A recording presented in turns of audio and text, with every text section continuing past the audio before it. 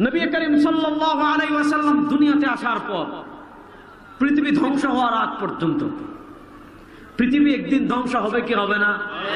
আর আসতে বলেন, কুল্লু মান আলাইহা ফান ওয়া ইয়াবকা ওয়াজহু রাব্বিক কুল্লু শাইইন হালিকুন ইল্লা ওয়াজহা।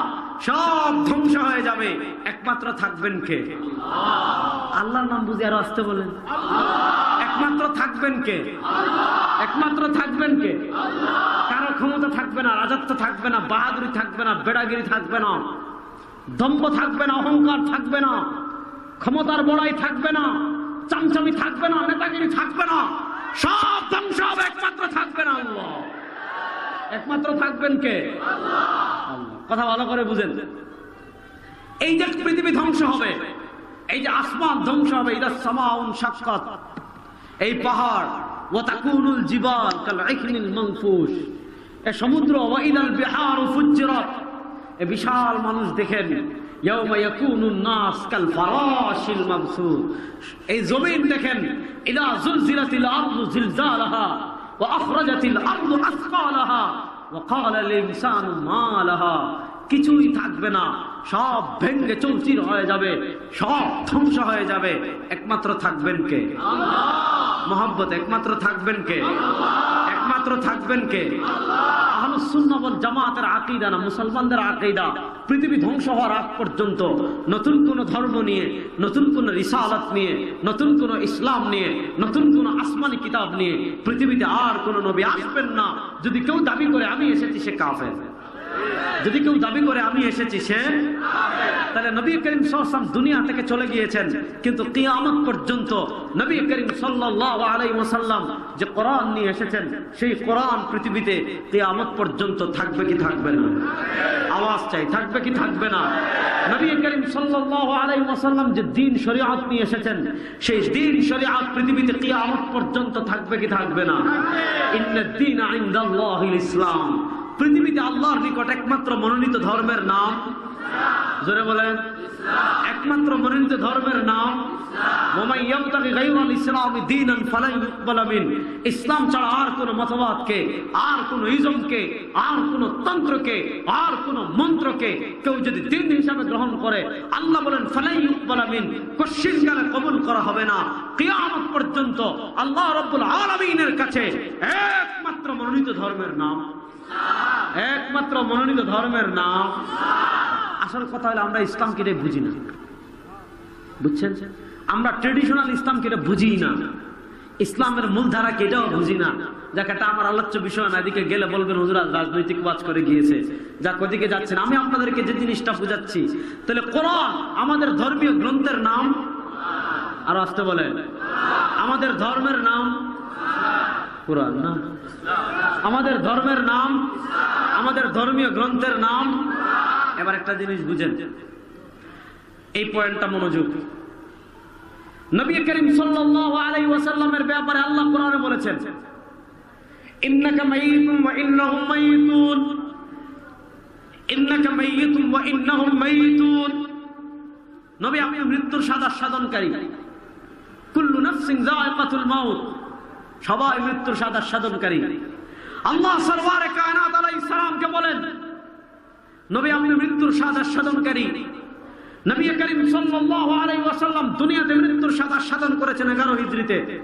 হ্যাঁ, আহলুস সুন্নাহ ওয়াল জামাতের আকীদা হলো হায়াতুল আম্বিয়া, নবীগণ কবরে জিন্দা। বলেন নবীগণ কবরে জিন্দা, জোরে বলেন নবীগণ কবরে জিন্দা, আরো জোরে বলেন নবীগণ কবরে জিন্দা, নবীগণ কবরে জিন্দা। তো নবী করিম সাল্লাল্লাহু কবরে জিন্দা ঠিক আছে, কিন্তু তিনি দুনিয়া থেকে ইন্তেকাল করে মৃত্যুর সাধন করে কবরে চলে গিয়েছেন। আল্লাহ বলেন কুল্লু নাফসিন যায়িকাতুল মাউত, আল্লাহ বলেছেন ইন্নাকা মাইয়িত। ও আমার নোয়াখালীর ভাইরা, আমি আপনাদের কাছে যে প্রশ্ন করতে চাই, নবী করিম সাল্লাল্লাহু আলাইহি ওয়াসাল্লাম, নবী করিম সাল্লাল্লাহু আলাইহি ওয়াসাল্লাম ইন্তেকাল করেছেন 11 হিজরিতে। 11 হিজরিতে নবী করিম সাল্লাল্লাহু আলাইহি ওয়াসাল্লাম এই নশ্বর পৃথিবী ত্যাগ করে অনন্ত কালের পথে যাত্রা করেছেন। দুনিয়া থেকে বিদায় গ্রহণ করেছেন। দুনিয়ার সবচেয়ে কষ্টদায়ক ঘটনা, দুনিয়ার সবচেয়ে বেদনাদায়ক ঘটনা, আল্লাহর জন্য, পুরা পৃথিবীর জন্য, পৃথিবীর ইতিহাস থেকে নিয়ে কিয়ামত পর্যন্ত পৃথিবীর সবচেয়ে মর্মান্তিক যে ঘটনা, সেই ঘটনা হলো সরওয়ারে কায়নাত আলাইহিস সালামের দুনিয়া থেকে বিদায় নিয়ে চলে যাওয়া। সরওয়ারে কায়নাত আলাইহিস সালাতু ওয়াস সালাম 11 হিজরি রবিউল আউয়াল মাসের অনেকগুলো মত আছে, অনেক কারো মতে 12 তারিখ, 8 তারিখ, 2 তারিখ, অনেক মত আছে। সরওয়ারে কায়নাত আলাইহিস সালাতু ওয়াস সালাম এই 11 হিজরি রবিউল আউয়াল মাসের 12 তারিখে দুনিয়া থেকে ইন্তেকাল করে চলে গিয়েছেন। আর আজকে আপনি ইনশাআল্লাহ আগামী 2024 সালের 5 দিন ব্যাপী আজিমুস শান তাফসীরুল কোরআন মাহফিল সোমবার থেকে শুক্রবার পর্যন্ত হচ্ছে কোথায়?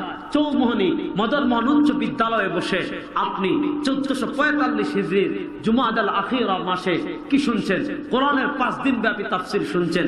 প্রশ্ন হলো, কোরআন তো আল্লাহ আজ থেকে 1435 বছর আগে বলেছেন, আল ইয়াউমা আকমালতু লাকুম দীনাকুম ওয়া আতমামতু আলাইকুম নি'মাতি ওয়া রাদিতু লাকুমুল ইসলাম দীনা।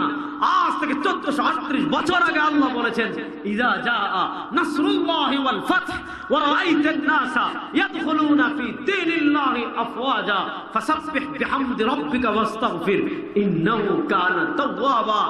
আজ থেকে 1450 বছর আগে আল্লাহ বলেছেন, ইন্নাদ দীনা ইনদাল্লাহিল ইসলাম। আজ থেকে 1450 বছর আগে আল্লাহ বলেছেন, ওয়া মান ইয়াবতাগি গায়রাল ইসলামি দীনান ফালা ইউকবালা মিনহু। ও নোয়াখালীর মুসলমান, ইসলাম পরিপূর্ণ হওয়ার 1435 বছর হয়ে গিয়েছে। কোরআন পরিপূর্ণভাবে অবতীর্ণ হওয়ার 1435 বছর হয়ে গিয়েছে। আমি আপনাদের কাছে জানতে চাই, 1435 বছর আগে আল্লাহ যে কোরআনের ব্যাপারে বলেছেন, আল ইয়াউমা আকমালতু লাকুম দীনাকুম, আল্লাহ যে কোরআনের ব্যাপারে বলেছেন, ইন্না নাহনু নাযালনা যিকরা ওয়া ইন্না লাহু লাহাফিজুন, 1435 বছর পরে সেই কোরআন আমাদের কাছে আসে না নাই? আছে না নাই? আরো আসতে বলেন, আছে না নাই? সেই শরীয়ত আমাদের কাছে আছে না নাই? সেই ইসলাম আমাদের কাছে আছে না নাই? সেই নবীর রক্তমাখা আদর্শ আমাদের কাছে আছে না নাই? সেই নবীর সন্তান শহীদ করার দিন আমাদের কাছে আছে না নাই? আছে। প্রশ্ন হলো এই পয়েন্টটা বুঝলে জীবনে কেউ লামাজাবি হইব না। এই পয়েন্টটা যদি কেউ বুঝে ফেলে, প্রশ্ন হলো, এখান থেকে ঢাকার দূরত্ব 100 কত কিলো? 150-62। আচ্ছা, মাত্র 162 কিলো। আমি বের হয়েছি 2:15-তে, আসতে লেগেছে 3.5 ঘন্টা, 3 ঘন্টার একটু বেশি। এবার প্রশ্ন হলো, 160 কিলোমিটার রাস্তা, মনোযোগ, 160 কিলোমিটার রাস্তায় মাগরিব পরে এই ঐতিহাসিক তাফসীর আবরার সাহেব শরীক হওয়ার জন্য ঢাকা থেকে বের হয়েছেন 2:15। তাও তো ইয়াকুব কাসিমি সাহেব একটার পর একটা ফোন দেয় যে মনে হয় পিছনে পড়ে যাচ্ছে, হুজুর কই আছেননি? আছে কোন দিকে? যাক, কথাটা ভালো করে বুঝেন।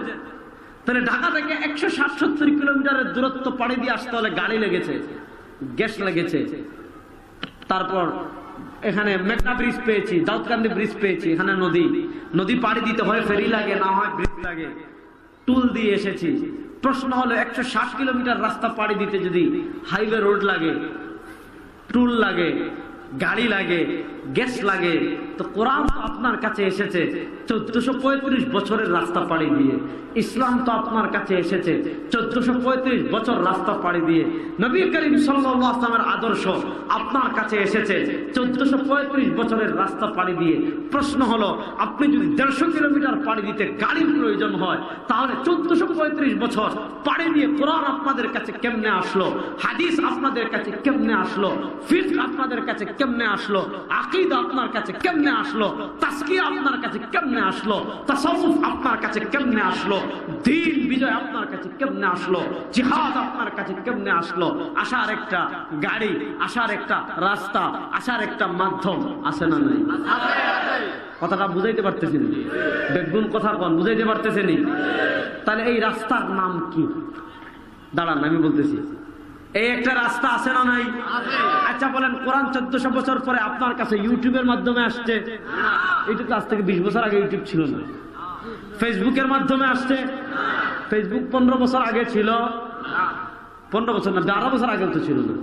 তাহলে টুইটারের মাধ্যমে? ইন্টারনেটের মাধ্যমে আজ থেকে পৃথিবী যদি 100 বছর পিছনে 200 বছর পিছনে যান, ইন্টারনেট ছিল? কথা কয় না রে।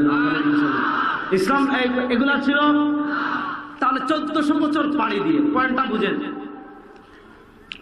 বুঝেন, 1400 বছর পাড়ি দিয়ে কেমনে আসলো? কেমনে আসছে? আমি হাদিস শুনাই। নবী করিম সাল্লাল্লাহু আলাইহি ওয়াসাল্লাম বলেন, ইয়াহমিলু হাযাল ইলমা মিন কুল্লি খালাফিন উদুলু। সরওয়ারে কায়নাত আলাইহিস সালাম বলেন, ইয়াহমিলু হাযাল ইলমা মিন কুল্লি খালাফিন উদুলু ينفون عنه تحريف الغالين وانتحال المبطلين وتأويل الجاهلين। নবী করিম সাল্লাল্লাহু আলাইহি ওয়াসাল্লাম বলেন, শুনো, কোরআন পাহাড়ে চড়ে আসে নাই, কোরআন বিমানের মাধ্যমে আসে নাই, কোরআন বিদ্যুতের মাধ্যমে আসে নাই, কোরআন আপনার ইলেকট্রিসিটির মাধ্যমে আসে নাই, কোরআন ফেসবুকের মাধ্যমে আসে নাই, কোরআন গুগলের মাধ্যমে আসে নাই, কোরআন ইউটিউবের মাধ্যমে আসে নাই, কোরআন ওয়েবসাইটের মাধ্যমে আসে নাই, কোরআন আপনার কাছে অনলাইনে আসে নাই, কোরআন এতগুলো ক্যামেরার মাধ্যমে আসে নাই। কোরআন আসছে কেমনে? ইয়াহমিলু হাযাল ইলমা মিন কুল্লি খালাফিন উদুলু ইয়ানফুনা আনহু তাহরিফাল গালিন ওয়া ইমতিহানাল মুবতিলিন ওয়া তা'ওয়িলাল জাহিলিন। আল্লাহ প্রত্যেক যুগে যুগে যুগে যুগে যুগে যুগে একদল আলেম তৈরি করে দিয়েছেন। আল্লাহ প্রত্যেক যুগে যুগে যুগে যুগে যুগে যুগে একদল আলেম তৈরি করে দিয়েছেন, যারা কোরআন তাদের পূর্ববর্তী প্রজন্ম থেকে শিখে কোরআন ধারণ করে তাদের পরবর্তী প্রজন্মের কাছে পৌঁছিয়ে দিয়েছে।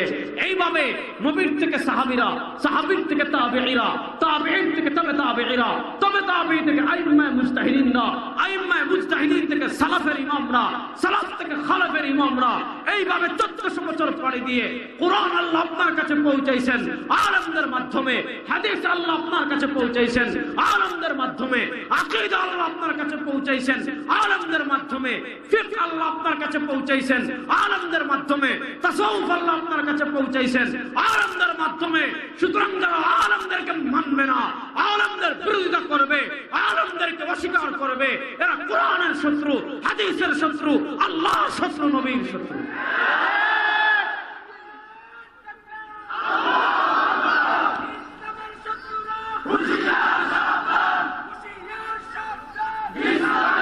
তাহলে বলেন কোরআন আমাদের কাছে আসছে কিভাবে? আলেমদের মাধ্যমে। বলেন কাদের মাধ্যমে?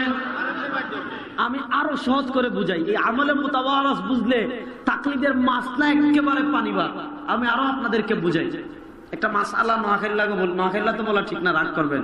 আমি সিলেটটা এইভাবে বললাম, নোয়াখালীতে অনেক আল্লাহর ওলি, আল্লামা মুহাম্মদুল্লাহ হাফিজ হুজুর, আল্লাহু আকবার। এক ব্যক্তি কিন্তু খেলা দেখাই গেছিল, খেলা কিন্তু আমাদের চলছে ইনশাআল্লাহ। ইসলামের খেলা কিয়ামত পর্যন্ত চলবে, কেউ থামাতে পারবে না। হ্যাঁ, বাংলাদেশ যারা থামাতে চাইবে তারা ডিলেট। কথা আপনার ঠিক বললেও ঠিক, না বললেও ঠিক। বাংলাদেশের মনে করেন আপনি শাহবাগের টকশুতে, শাহবাগে 2-4টা মোমবাতি জ্বালাইয়া, হ্যাঁ রাত্রে বাংলাদেশে আপনি কি শাহবাগে 2-4টা মোমবাতি জ্বালাইয়া, আর টিভি টকশুতে বৈশা, হ্যাঁ টিভি টকশুতে বৈশা 2-4 আলী কথা বইলা, হ্যাঁ আপনি মনে করতেছেন ইসলামকে নিভিয়ে দিবেন। বাংলাদেশের মানুষ বঙ্গোপসাগরে বাসায় দিবে একেবারে ইনশাআল্লাহ।